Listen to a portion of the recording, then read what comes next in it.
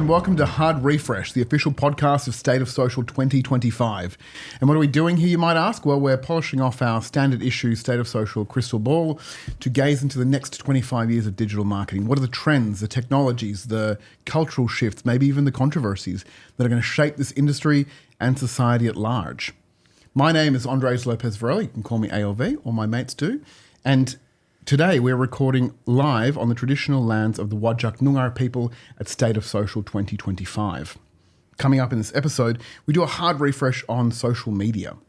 Social media has been marketing's engine for 25 years, not to mention big tech's cash cow, but it's now facing perhaps its biggest crisis.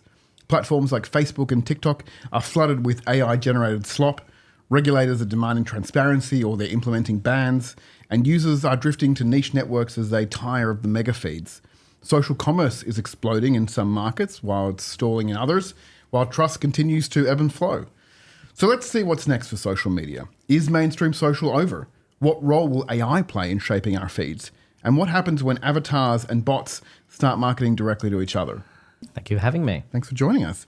Meg Coffey, the founder and the big cheese of State of Social and a social media expert. Meg, thank you for being here. It's obviously a very busy day for you, but couldn't keep you away from the microphone. No, it's the social media episode. I had to be here for this one. That's it, absolutely. Thank you.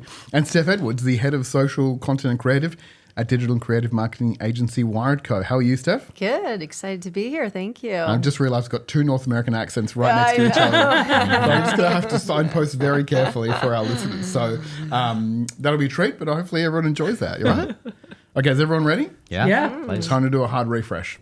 So we've all been around long enough to watch platforms come and go, rise and fall. Let's pour one out for MySpace and Vine and BeReal. R.I.P. Yeah, R.I.P. Thanks for your service. And then there are platforms that refuse to die, Twitter. But Steph, looking at the last couple of years, what's the one change in social media that you believe is like not a fad, but truly structural, that's going to be baked into the landscape for the next 5, 10, 20 years to come? Yeah, well, I think video is obviously huge, and I think we're going to move away from statics, and it's going to be video with people in the video. We're seeing the rise of employee-generated content with more creators coming out. There's thousands and thousands of creators. Founder-led content with people first and foremost. So video with people as the stars. I heard of a store in the States called Garage, and they're actually using their employees as influencers, and they're paying them as influencers. So definitely seeing people as at the front and center of content. That's really interesting. I like that. What about you, Meg? Basically what Steph said. I mean, I think that video is here to stay. I think there is a place for stills and static, but I do think that it is the people, and it's getting back to, from my point of view, we've gone so far away from the people that we're actually realizing that we need to go back to them, that it's the people that can tell our stories. And so it is the employer-generated content, the founder content. It is putting the real people behind the brands as opposed to that, air quote, because you can't see my hands on the podcast, historical brand marketing. Yeah. I think the most significant change that's happened in the past 3 years, probably with the advent of TikTok, which kind of changed everything with I call it like the For You pageification of the internet, where everything became discovery-based algorithms rather than follower-based algorithms, is the removal of social from the social media proposition. I think like all platforms are kind of converging into I guess I call it just like an attention singularity now, which are platforms for the digital consumption of content. They're entertainment platforms. And in fact, like TikTok themselves would not call themselves social media. They'll call themselves entertainment. And that's YouTube as well. They're not. Exactly. Yeah. And I think, as we see the decline of traditional broadcast networks, because they are in structural decline, and fleeing with them, probably more importantly, is like ad spend. I saw a data point from Sprout Social last week saying that 80% of advertisers in America are thinking about shifting their money out of traditional to social. 40% of them were saying like that money is going to come actually out of TV specifically. Yeah. But increasingly they're just becoming the new TV channels that just so happen to have a chat function, but they're not social by design. They're optimized for dwell time rather than optimized for social engagement. And so it seems like obviously video is naturally a structural change that we all understand and appreciate is something that's going to be like the basis of the internet moving forward, with, as Meg says, still and other formats. Is there a sense, though, perhaps that as younger generations come online and they begin to, become more active consumers, maybe hopefully more critical consumers, that the nature of what's included in video shifts away from anything we know now. Can you ask that again? Thank you. That's fair. So we know that like Gen Alpha, right? They're first generation born entirely in the 21st century, no concept of what it's like to have any life without the internet or a device in their hand. And what video means to them is very different to what those of us who are in marketing, have been in marketing for 10, 15, 20 years know as video. Can we imagine different types of video that become the norm for that generation on the internet? Well, I guess they're just so used to video. They grew up with YouTube. YouTube is the highest streaming, the most viewed platform in the world. And they're addicted to the tablets. You're feeding your kids the iPads at dinners when they're 2 to 3 years old. So I think they're using video more than ever. So and they're live streaming their lives naturally. It becomes in my what I can see. I don't have children, but they are filming everything as natural. Whereas maybe my generation or us, we're not as comfortable on video. Where it's not, you wouldn't share those things. It's a little bit sideways to your question, but I think in the future it's 15 minutes of privacy, not 15 minutes of fame. It's second nature to them to always be recording something, whether it's Snapchat, whether it's a TikTok or Instagram Live, or just being in front of the camera. Your parents are taking content of you. It's just totally different in our generation. Yeah, so so the video moves from being more kind of deliberate or performative to being kind of incidental and almost like a record of your life, I guess. Yeah, I mean, communication's always changing. I think like it's easy to forget like the printing press and like reading is still like in the scheme of human history is a relatively new phenomenon. Yeah. And like even like Plato used to talk about how he said like books effectively are like an unserious form of communication. He used to effectively say like the only real form of communication and influence can be delivered in person, worked out between people. Like we've had that conversation of like old man shouts at cloud for a really long time. I think it's easier to think about it as like video and the way that is as kind of like a format, like that's just increasingly becoming the native form of communication for a generation that's raised on it. And I'm always careful about using like generational classifications, and then we have to go into like McLuhan and everything that he would say about like how the medium shapes the message. But I think like even myself, I'm a video focused creator as well. And I think there are a lot of advantages to the amount of information that you can convey with video in a short amount of time, the amount of, and I also used to be a lecturer at Melbourne Uni, like what you can convey through video in terms of density of information and how quickly you can get an audience to internalize a message with visual cues and things as well is much faster than what I would have experienced if I was having to deliver something in a lecture theory or getting someone to read a reading. And without being like... But is that because we're tapping into all the senses? So it's the human nature of it? Because you're getting the sight, you're getting, I was about to say the smell, but you're getting more of the senses. Storytelling, the emotion. Yeah, so the body can absorb it better. And so video is better because it can just tell all of those stories. So. Yeah, and I do. Like I always, it feels like there's a contingent that really, again... Like I have an issue with this contingent of people that seem to believe that like the written word, like it's only true knowledge if it comes from a book or an academic paper, which is perhaps yes, there's more nuance. But I think what a lot of people always fail to recognize is like that thing that you call essential nuance is the thing that makes it completely impenetrable to like 99% of the population. And I try to take the opportunity to use new media platforms like TikTok to educate groups of people that are like hungry to learn about things. But have never quite had the level of knowledge and context and in some instances privilege as well to be able to actually access those bits of information. And so in sacrificing a little bit of nuance, I think like you bring a lot more people into the tent that then gives them the opportunity to scaffold up to more advanced forms of media once they have that background and that context. A foundation, if you like. That's why I think like video is not the be all and end all, but like it's here. And I think like learning to leverage the advantages of, like I said, like the density of information that you can convey, like to make learning better and more interesting. Like that's the thing that I'm probably more interested in. Makes sense. Thank you. I want to start looking forward now into the future, gazing into the crystal ball. I've said it like 100 times in the recording of these episodes. One of the other big changes we're seeing emerge is social shopping. It's so big in Asia. It's like $900 billion in commerce. There are some developments here in Australia as well. You know, like Instagram is emerging as the preferred channel here in Australia for social shoppers.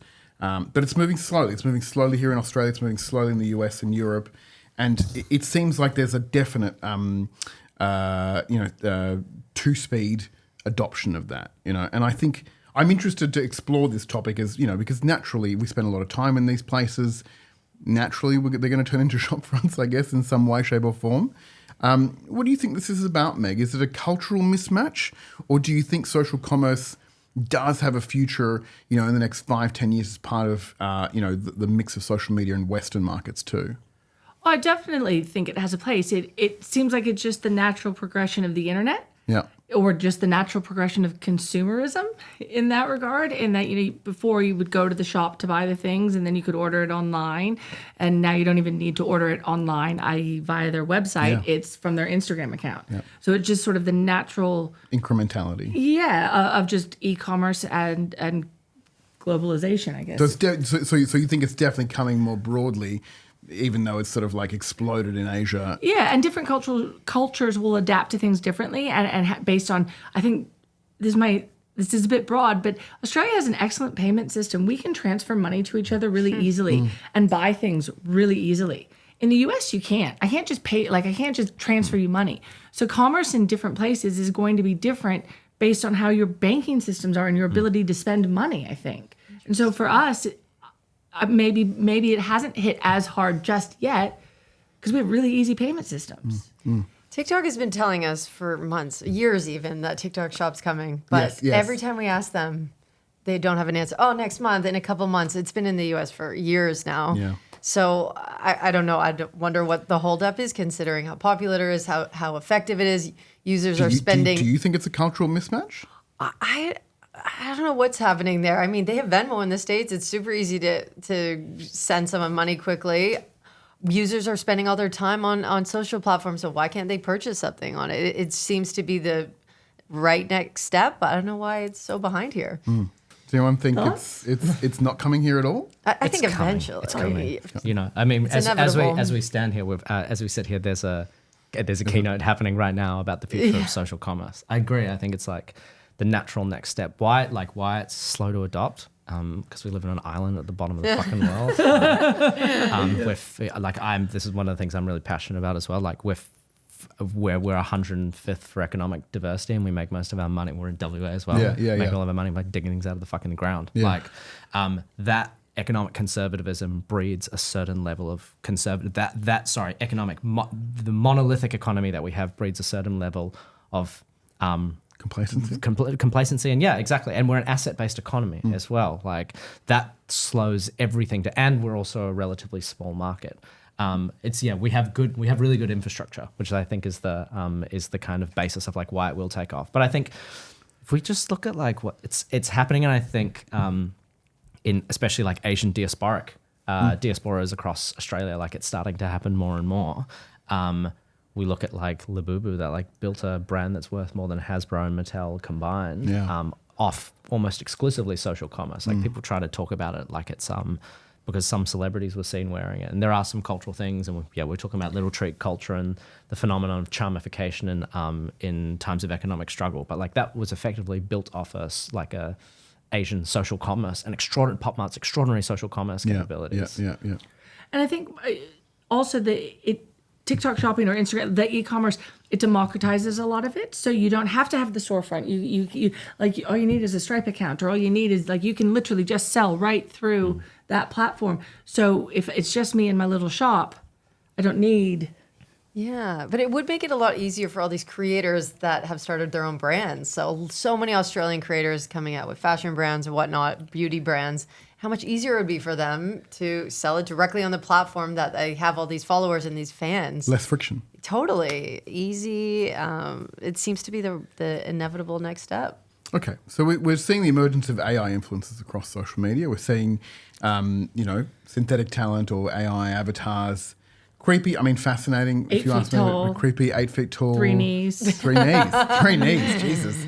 So like I said, fascinating but creepy as well, right? And that's on top of the explosion in AI-driven profiles. And it's growing faster than what the platforms can admit or handle, really. So, Eugene, let's imagine that in like 5 or 10 years, there's an equal amount of AI users to human users across social media. What are the odds that we're just selling stuff to AI? Or perhaps more hilariously, what are the odds that AI influencers are amassing AI audiences to create AI customers? I personally don't believe the hype around AI influencers at all. I think it's a toy. I think right now we have this gold rush of like this, probably like the most extraordinary productivity tool, and we were speaking about it yesterday of like a visual, like this thing that is going to like supercharge this visual economy, and there's so much private equity money swimming around in this gold rush. And most of it's garbage. And there's a couple of use cases where it's absolutely not. Like I do think it's going to reorganize the entire knowledge economy, and that it's collapsing the value of technical knowledge. But I just don't think that that's how influence functions. And I think the idea that AI influencers are going to be popular in any way is a Silicon Valley dream. That believes that more tech is always the solution to everything, and speaks to kind of like a fundamental mismatch, or like them just not understanding influence more broadly. Exactly. It's the opposite of what influence is. Like the thing is, the content. You're right. The content doesn't matter. That can be scaled. But the one thing, it's for the same reason that nobody believes AI. The general public doesn't believe AI art is art. Nobody believes AI art is art because there's no trace of the ghost in it, and I think There's no soul. Yeah, and so that's the same with AI influence. Yes, that's not to say that there aren't AI influencers with 7 million followers and things like that, but they're exceptions to the rule, and they're novelty toys. I think, like at the end of the day, what people want when it comes to influence, at the smaller level, they want these parasocial relationships and things like that, and at the larger level, then they're broadcast channels where they're people that they really look up to. But no one's ever going to look up to a bot. I'm sorry. Like what kind of influence do they have? Yeah. Like, what opinions do they have if they are exactly, because AI is a composite of opinions. It doesn't have a soul. So how do you relate? How do you relate to it? How do you find the human in it? How do you relate to it? You can't, because it's not real. Despite that, though, let's say that there are AI influencers that do have large followings, whether we like it or not, and brands say, hey, I want to reach that community because for some reason they believe and trust and like that influencer. Should we be embracing that, Steph? Should we, as brands, as marketers, should we draw a line and go, enough is enough, we're not dealing with AI influencers, this is a principle stand? Or do we go, well, maybe it's another channel? I mean, I guess it depends on the brand and who they want to work with. So some may have 7 million followers, but are they true, valuable followers that are going to listen to this AI influencer and buy something because this influencer's talking about it or mentioning it? They're probably not valuable followers. It might be more of a vanity metric of their followers. Yeah, I just think the answer to that question is like, what is okay, let's say that this exists. Like, what is the source of their influence in the first place? Why do people follow them? Like, what are they an authority on? Like, it's obviously not it's obviously not lifestyle or whatever. But then, again, I tend to think of like influencers as like they're independent media companies and they're brands. So like, what is this person's brand? If we take your assumption for granted that this person does have real influence, then yes. It's not. But is their influence it's not that they're an AI influencer, and so people follow them and like them because they're an AI influencer, not because they're being influenced to buy that pen or that shirt or that take that trip. I think it's that they'll follow. I think that they'll follow. If they do follow this AI influencer, they follow it for the same reason they follow every brand. Because a brand is also not a person. A brand is just like, it's an entity. It's a bucket for a group of associations. And if you identify with those associations, then you will remember that brand for the right reasons when that memory interacts when you're in market for whatever that brand sells. So it's just that. If you strip out the AI influencer, it's just what's their brand, and me as a brand that's trying to sell something, how do I get them to effectively communicate the thing about my brand and my product? Yeah, okay, fair enough. I want to sort of project forward now, like quite far forward to like, let's say it's 2040, right? And mainstream social media is, overwhelmed by AI accounts, AI users and AI influencers, and they're creating each other, you know? Does that mean, or not exclusively because of that, but in that time, given the direction of our society and our preferences, our digital habits, is mainstream social media a place for humans in 20 years' time? Or is mainstream social media waiting to be supplanted by niche communities and smaller, interest-based networks? What do you think, Meg? I think it already has been. I think the niche community is already popping up and existing. And when you look at some of the gaming platforms and the lazy gaming and the communities that they have around that, I think we very much have already splintered from the mainstream social.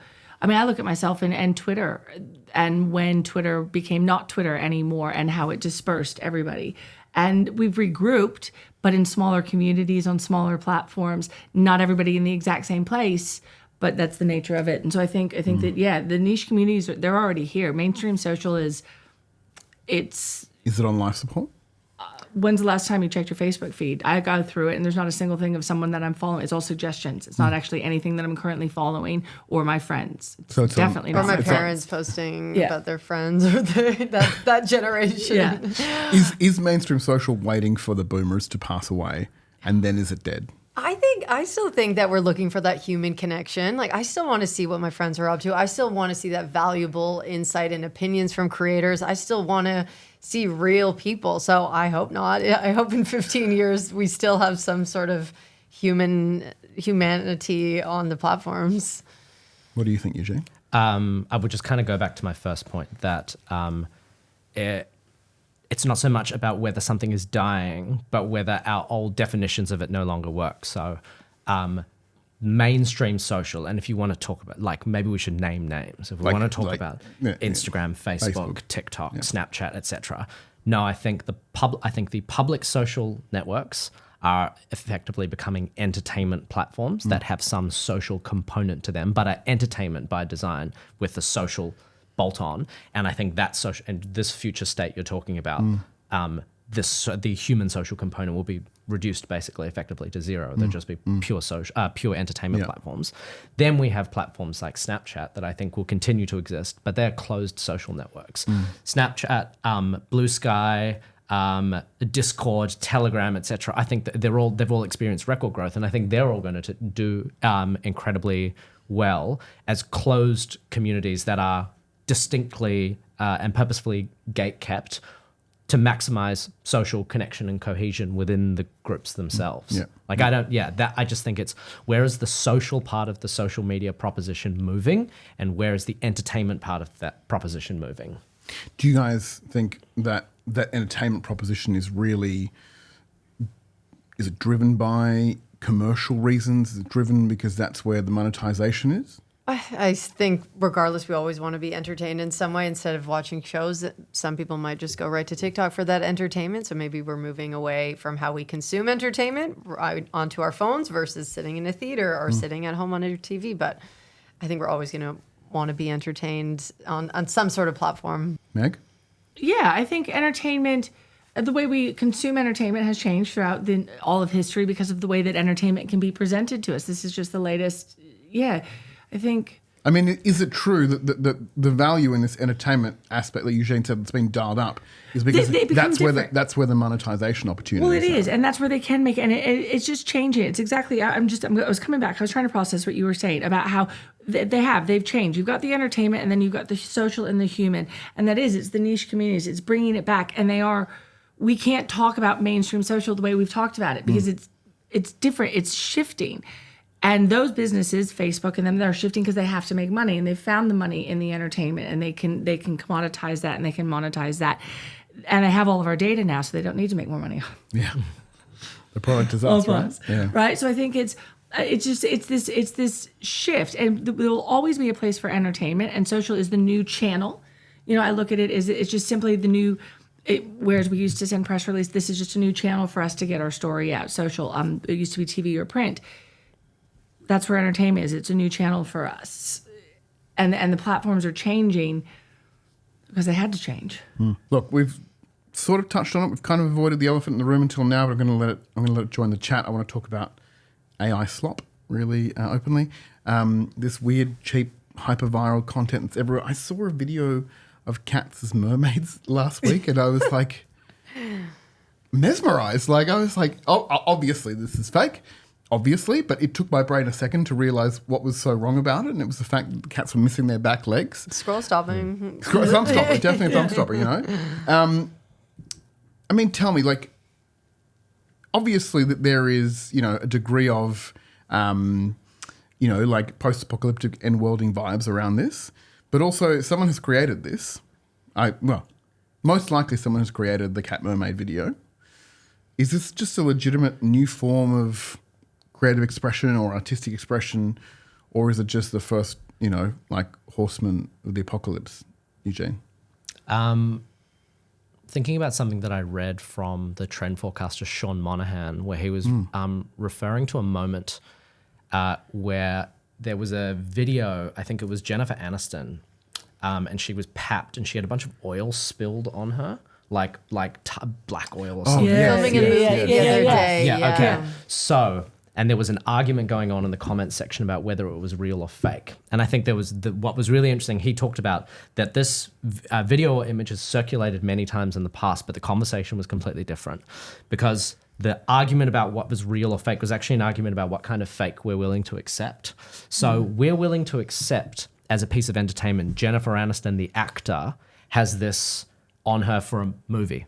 So that's artifice, but there's a reality about that. Yes. But if that image never existed in the first place, if it was actually AI generated content, then all of a sudden, like people's guards go up. There's a sense of, again, to that idea of what's the fakeness that we're willing to accept, and I think that's the real challenge for these, let's call them entertainment platforms, is that the user is only willing to accept a certain level of fakeness in their entertainment. And perhaps that will change in future, but I don't really think it is. I think it goes back to the idea of why AI art isn't art, why we don't believe in AI influences, is because like we want there to be some trace of the ghost in all of the entertainment or education or anything that we consume. We've always had an AI of, like, you know, special effects. We've always had something that's helped us. Yeah, but you're right. It's that how much are you willing to take? And then sometimes the movies just become comical because the special effects are just so bad, right?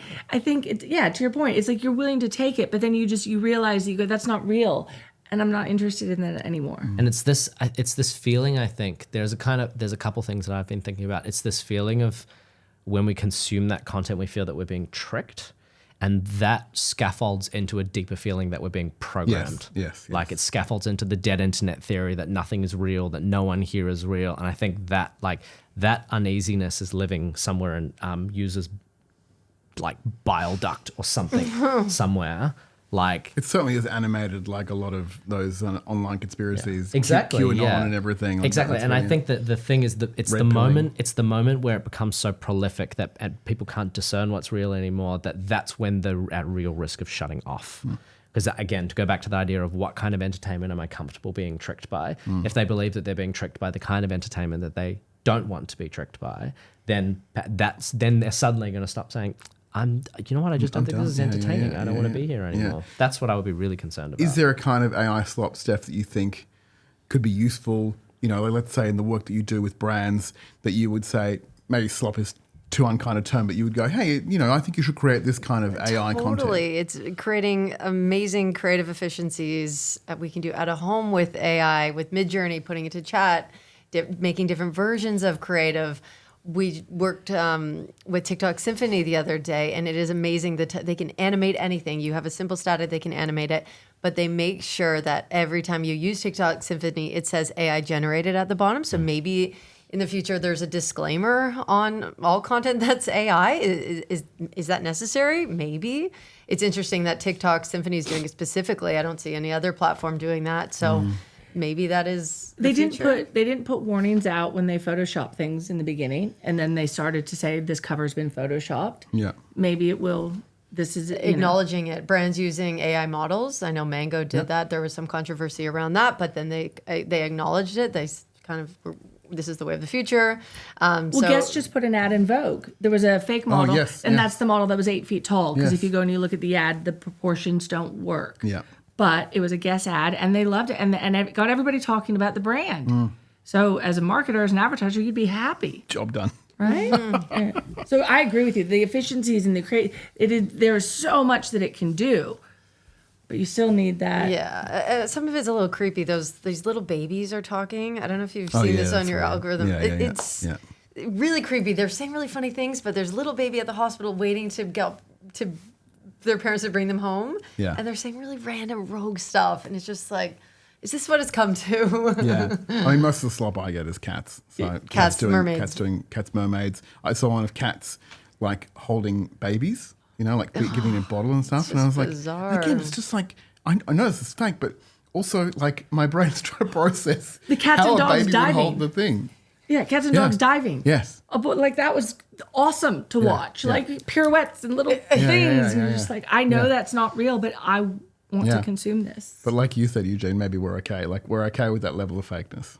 Again, it's a pure projection. I just think that right now it's a novelty. Yeah. And so there are like bits and pieces of it that we're willing to consume because it's that's interesting. How do they do that? But once it moves into the realm of, and again, it's game theory, right? Like when there's 1 or 2 videos out there, but when it's fine, but what happens when it becomes your entire feed? Yes. And I think it's, once this becomes the norm, the standard, when lots of different people are trying to do it, when it becomes the only thing that you can see because it's so easy to produce at such significant volumes.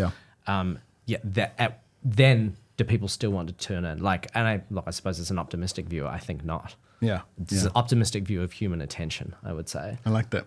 We need more of that, right? Yeah. Yeah. Sometimes a trend forecast is for something that you want to see. Yeah. All right. Before we wrap it up, we've just enough time for a little rapid fire refresh round. So these questions are wide open. Your spiciest, hottest takes, no holds barred, okay? In 2050, will the concept of brands still exist as they do now? Or will we have hit refresh on that way of thinking about brands? I think businesses will still exist. It'll just be the definition of the brand. It'll be, brands will always exist as long as we're buying stuff. Yeah, capitalism. We'll always have that. But I just think, it's how it's sold or how it's displayed, the story how it's told. What will change, and it'll just be a new channel that we have to tell that story. Great. New channels to market on, new channels to push creative out on, different ways to advertise. Yeah, I guess it'll be a totally different ballgame in 25 years. Scary. Yeah. All right, what's one marketing buzzword you'd refresh straight into the garbage? Authenticity. That's been a big word. I think you're the 10th person to say that, Eugene.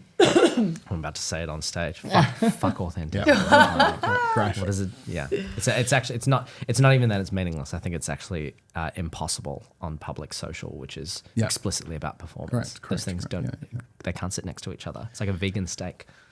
That should not exist. Yeah, it doesn't exist. If AI got a chance to refresh your job description, what would it throw out? What would it say? Oh, you don't need to do this anymore. Oh, I thought you were going to say, what would it throw out? Like, what would it describe your job as? Not say, What would be like, oh, don't worry, you don't need to do this anymore. Research.